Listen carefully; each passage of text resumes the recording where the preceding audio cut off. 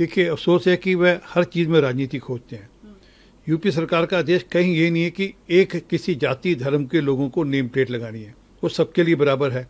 और मैं मुफ्ती साहब से पूछना चाहूँ, अगर ईद के दिनों में अगर वह किसी क्रिश्चियन मोहल्ले में रहती है और वहाँ पर पॉर्क भी बिकता हो, तो क्या वह नहीं चाहेंगे पता लगे कि वहाँ पे पॉर्क बिकता नहीं बिकता?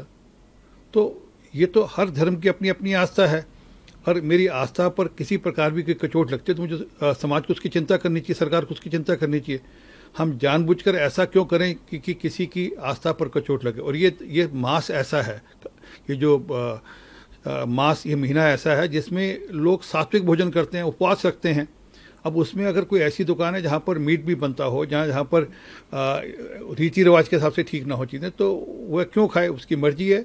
और अगर कोई मुसलमान हिंदू रीति रिवाज से कुछ सात्विक भोजन परोसेगा तो उसके यहाँ खाया जाएगा। परंतु इनको हर चीज़ में राजनीति देखनी है।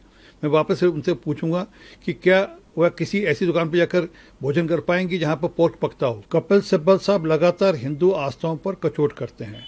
वह तो सुप्रीम कोर्ट पहुँच गए थे कि राम मंदिर का जो मामला उसको रोका जाए, चुनाव को चलते हुए राम मंदिर ना बने, इसके लिए अपील लेकर सुप्रीम कोर्ट पहुँच गए थे, हल्ला भी किया था।